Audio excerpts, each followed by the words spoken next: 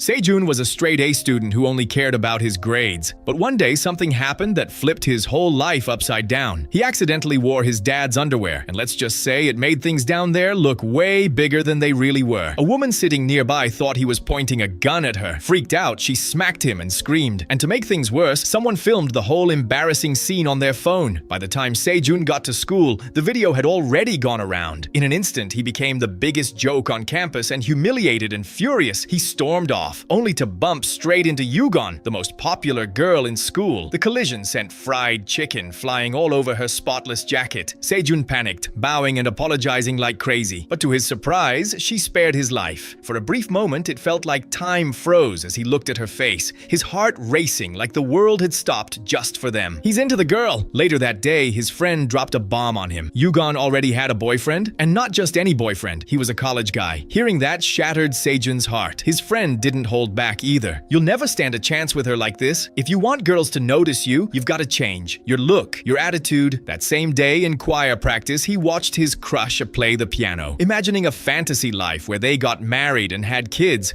But his daydream ended when one day an older student noticed the look on his face. With a sly grin, one day walked over and made him an offer. "I know you're into her. If you want her respect, run for student council with me. Once people see you with some power, they'll look at you differently. Win the election, and who knows, she might actually fall for you." Sejun wasn't sure at first, but eventually he agreed, hoping this was his shot at changing how everyone saw him. Not long after, trouble found him again. A kid slipped him a sketch of Yugon at the piano, completely naked. Shocked, Sejun folded it up fast and hid it to protect her. When the boy demanded it back, Sejun refused, and both of them ended up punished with classroom cleanup duty. Even so, Sejun felt a strange sense of pride. For the first time, he'd actually defended the girl he loved. Soon, his stomach started twisting in pain, forcing him to rush to the restroom. The first bathroom was full of gossiping girls, so he faked being fine and staggered away. By the time he made it to the second-floor restroom, he was desperate. Just as he tried to push the door open, a tall boy blocked him. "This bathroom's taken." Another student poked his head out, cigarette hanging from his lips. They both looked him over and laughed. "Who's this nobody?" Embarrassed and helpless, Sejun was about to turn away when the hallway suddenly went silent. Everyone froze. It was Kiko, the most feared student in the whole school. Even the toughest bullies bowed their heads when he showed up. One look from him was enough to make the smokers tremble. He scolded them hard, and when one dared to talk back, Kiko shattered his glasses without hesitation. The so-called tough guys instantly backed down. Sejun couldn't help but smile at the scene, but Kiko noticed. He shot Sejun a look, then signaled him to follow. The two walked down the hallway together while the bullies stared in stunned silence, envy all over their faces. As they walked, Kiko revealed he'd heard about Sejun's plan to run in the school election. Calmly but firmly, he made a surprising offer. He wanted to team up. Then he placed his hand on Sejun's shoulder, and a strange rush of warmth went through him. For the first time, Sejun felt what it was like to be respected. Then it all crashed down. When his exam results came in, his rank had slipped all the way down to 32nd. His friends roasted him without mercy. He listened when one buddy revealed a trick. "Fake your grades so your mom won't blow up." Sejun caved, changed his report, and to his surprise, his mom bought it. Not only did she skip the scolding, she even rewarded him with a pack of energy drinks. That small win gave him the guts to finally talk to Yugon. Heart-pounding, he told her she played the piano beautifully. To his shock, she smiled and thanked him. For a moment, everything felt possible, but his fragile happiness didn't last. A group of boys went after him again. They mocked him non-stop, boxed him in, and shoved him around. He tried to fight back, but there were too many. Powerless, Sejun begged them to stop, reminding them it was his birthday. The boys laughed at him, but amused they let him go for the day. Later, sitting with the principal, his hopes broke again. One day had never valued him. All the encouragement, all the praise, it had only been an act. In reality, Sejun was nothing more than Wondoi's last choice partner. Just a pawn. Sejun's anger boiled over. That same day, he cut ties with Wonday and turned to a new ally, Kiko, the one person who had shown him real power. Not long after, Kiko introduced him to the candidate he wanted for vice president. Yuna, the smartest girl in school, but also the most arrogant. Kiko even teased that they'd make a good couple.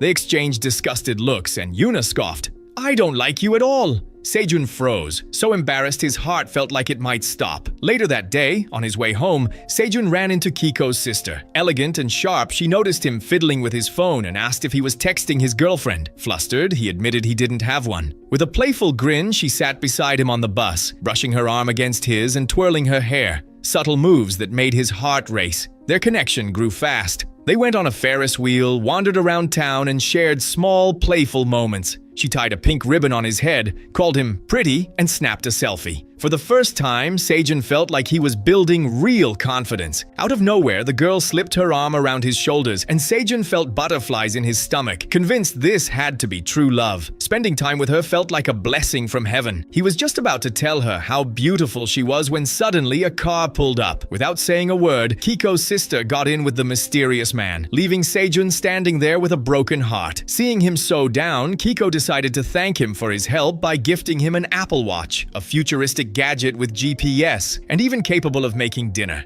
Touched, Seijun couldn't help but wonder if this meant they were truly friends now. The very next day, his crush caught him off guard during recess. She asked what he had done after school the day before. He'd been with a girl. Yugon's face darkened with jealousy. Surprised, Seijun snapped back that she had no right to be upset. They weren't even dating. Moments later, the class president confronted him. "Even if you become school vice president, I'm still president of this class. Don't get ideas." Their heated back and forth took a turn when she noticed the Apple Watch. She shouted for everyone to look. Accusations flew. Some called him a thief. One kid even grabbed the watch and wore it himself, pretending it was his. Just as things were spinning out of control, the room fell silent. Kiko had walked in. His presence alone was enough to make everyone freeze. Calm but firm, he announced that the watch was his personal gift to Seijun. Then, to everyone's shock, he told Seijun to meet him later that night. The classroom went dead quiet. That evening, on his way to Kiko's house, Seijun overheard 3 girls chatting about the most handsome boy in school. Sick of their mocking, he roared at them like a tiger. Instantly, the girls parted to let him pass. For just a second, he felt powerful, like some mafia boss respected by everyone. But the real shock hit when Seijun walked into Kiko's mansion. The place was insane, luxurious beyond anything he'd ever imagined. It had its own cafe, a private library, and not just one, but 2 basements. Upstairs, Kiko showed him a room built just for him. It was soundproof, stacked with cutting-edge tech, and could only be opened with a special card. Kiko told Seijun he could come and go whenever he wanted. In that moment, Seijun finally understood just how rich Kiko's family was, and how much power that kind of money gave him. Kiko only asked for one thing: be good to each other. If you fight, we'll lose the election. Between Seijun and Yuna, there was obvious hostility, but also this weird spark of chemistry. The kind people joke about when they say, those who fight usually like each other.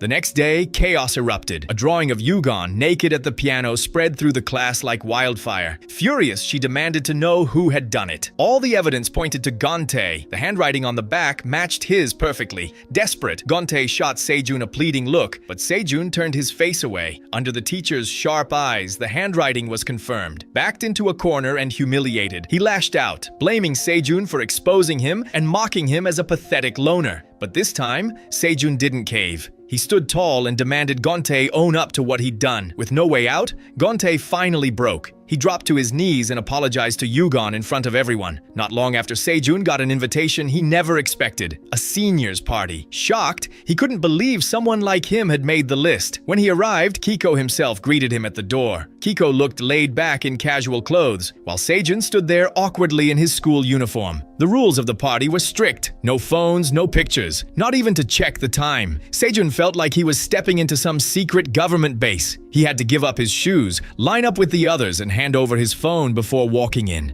Inside was another world: flashing lights, pounding music, students going wild. People were dancing without a care, kissing openly, and drinking like there was no tomorrow. Kiko proudly introduced Seijun and Yuna as his protégés in the election. The crowd went wild. Girls screamed that Seijun was adorable and even begged him for kisses. Then one guy shoved a glass of glowing blue alcohol into his hand. Seijun froze. The crowd surrounded him, chanting for him to drink. Kiko tried to shield him, warning that if he came home smelling like booze, his mom would destroy him. But the teasing just kept going. Finally, trying to prove himself, Seijun raised the glass and chugged it in one go. The drink burned through him like fire. In seconds, he transformed into a different person. He was suddenly the life of the party, dancing, shouting, and pulling everyone's attention his way. But it didn't take long before the same guy who gave him the drink mocked him again, just for laughs. This time, Seijun snapped. Fueled by alcohol and years of pent-up frustration, he threw a punch straight into the guy's face. For Seijun, it felt incredible, like a piece of his soul had been set free. But actions have consequences. Someone in the crowd secretly filmed the whole thing. Later that night, Seijun was carried carried away by others while Kiko stayed behind with the troublemaker. The boy sneered, "Why'd you even bring that loser here?"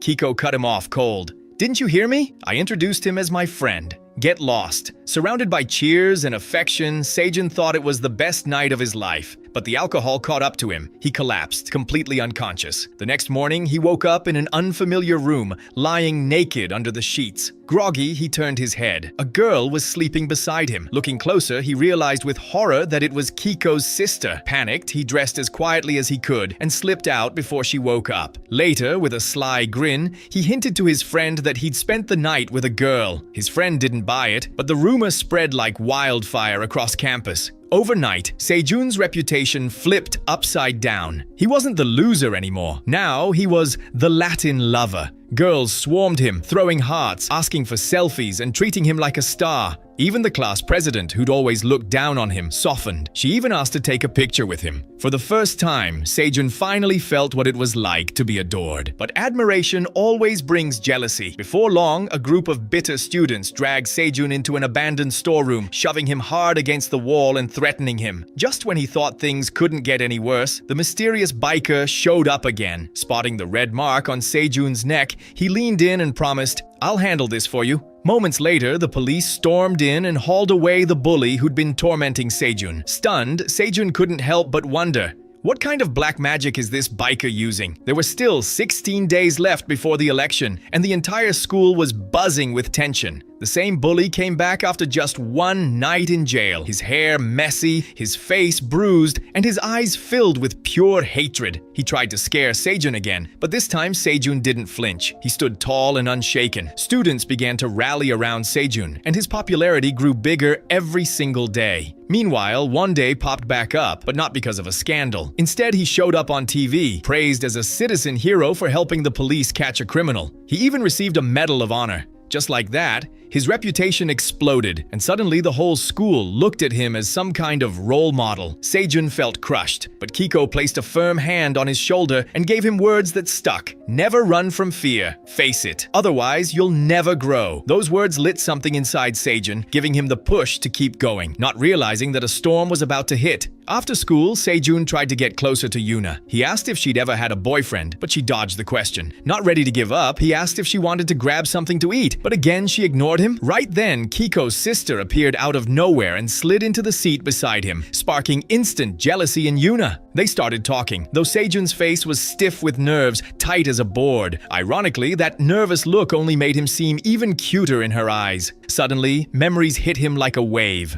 This was the same girl he'd woken up next to after the party. His nerves doubled, but she calmed him down gently. Seijun confessed that night had been his first time drinking. With a kind smile, she reassured him, "Nothing happened. We just slept, like two angels in love." Her words made his cheeks burn. As he was about to leave, she suddenly stopped him and kissed him softly on the lips. For Seijun, it was his very first kiss. An unforgettable, almost heavenly moment. Then she whispered, "If you win the election, next time I'll give you a French kiss." His heart pounded out of control as she walked away. At that moment, becoming vice president wasn't just about reputation anymore. It was about winning her. With only 5 days left until the election, Seijun pushed himself harder than ever, but out of nowhere, a motorcycle came roaring in and slammed into him, knocking his head against the ground. Instead of breaking him, the accident only fueled his determination. His team even helped cover his wounds with makeup, making him look tougher and even more handsome. Still, the question remained. Who had run him over? Some suspected it was someone from inside the school. Rivals mocked him, claiming he was exaggerating his injuries or even faking the whole thing. Out of nowhere, Yuna shocked everyone because she showed up without her glasses, and her beauty left the entire class stunned. Boys practically drooling at the sight. Even Seijun couldn't believe the transformation, and he started fantasizing about kissing her. But no matter how many admirers lined up, Yuna rejected them all. She was holding out for something real, for her true love. Meanwhile, the election campaigns kicked into overdrive. Both sides made big promises: free food, longer recess, even less strict teachers. The race was neck and neck. Then one day played his trump card. He dropped a fake TV interview, sharing little details about his personal life, stories about his parents, his childhood, even the names of his pets. His fans went wild, cheering like a devoted fan club, and his popularity shot through the roof. That night, while making his rounds, the security guard found all the cardboard cutouts of Wanda, with the eyes gouged out and painted red red like some psychopath had tortured them. Both teams rushed to the scene. Right away, the red team pointed fingers at Sejun's side. And just before things got out of control, the teacher stepped in. He ordered every poster burned on the spot and announced the security cameras would be checked. Instantly, the crowd went quiet. Whoever had done it was about to be caught. With only one day left,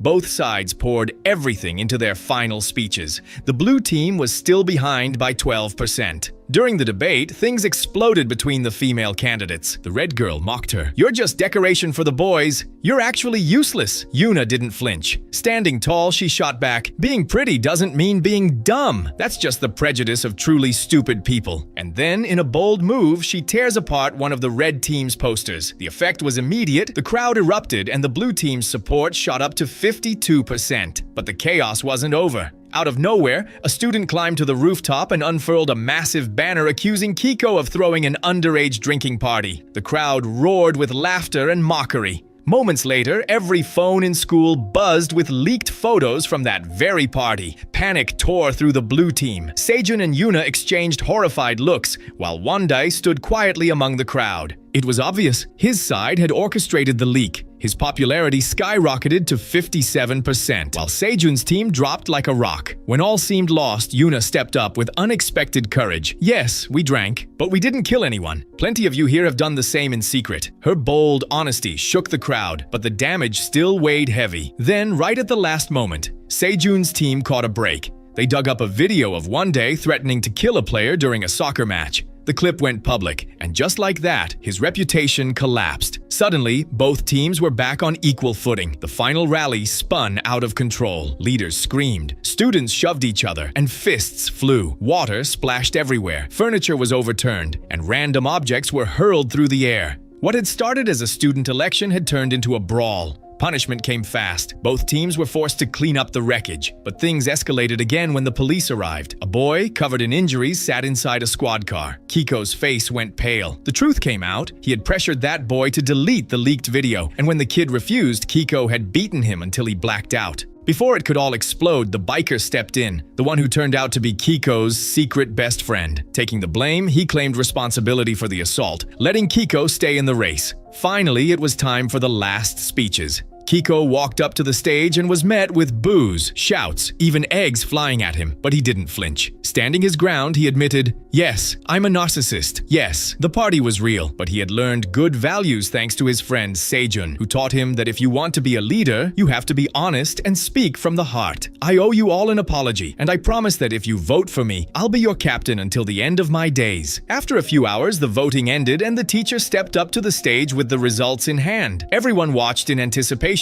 waiting for his words. The teacher revealed that the winning team was the blue one. The classroom erupted in cheers, while the red team sat frozen, some on the verge of tears. Sejun was now officially the new vice president of the student council. Even Kiko extended a hand to Wondae, showing respect. For Sejun, the victory meant everything. After this, Sejun's reputation finally improved, and now only one goal remained: finding love. So he sat down to talk with Yuna, who was now also the vice president, and invited her out for a drink after school. She said yes because the connection between them was undeniable, and even the birds around seemed to notice. Suddenly, he got an urgent call from his mom telling him to come to the police station. There, she revealed she had put up a reward to find out who had run him over with the motorcycle. The police now had a sketch of the suspect, and it looked exactly like Kiko. Heart racing, Sejun went straight to the principal, but he was shown security footage proving Kiko had entered the school after the posters were already destroyed. But the principal said it was a complete lie, that the video had been manipulated, and even suggested Sejun had a split personality and needed psychiatric help. Devastated, Sejun ripped off his student council badge and slammed it to the floor, resigning on the spot. That night, he went to Kiko's party, secretly recording on his phone. From a distance, he overheard Kiko and his friends laughing, admitting the motorcycle accident had been real. Furious, Sejun threw down his appointment letter in front of them. Kiko noticed him and exploded with rage. "Before I made you vice president, you were nothing. Be grateful I raised you up." Kiko continued, "You were pathetic. That's the only reason I brought you into the election, because I pitied you." Bloodied but defiant, Sejun pulled out his phone. He had recorded everything, and enraged, Kiko tried to smash him with a bottle, but others restrained him. Still, he hurled a vase that shattered through a window, nearly hitting someone in the street. The police arrived immediately. Kiko was arrested, begging for his mother, while Sejun watched without pity. After this nightmare, Sejun decided to transfer schools. His classmates bid him farewell with heavy hearts, even those who had mocked him in the past. Shaking hands, they wished him luck in his future. Sejun left with his heart full of gratitude for the friends he had made along the way. 1 year later, Sejun returned, healthier and stronger. Visiting with his brother, he walked through the familiar school halls. Memories came flooding back. The election, the betrayals, the laughter, the love, and for the first time, he truly understood. The reputation, the power, and the prestige, none of that matters. What matters are the friendships you build and the love you find along the way. Those are the things that give light to your soul. So if you have a true friend, cherish them. If you've found love, protect it with all your heart. And if you're still searching, don't despair, because sooner or later, every open heart will find its soulmate.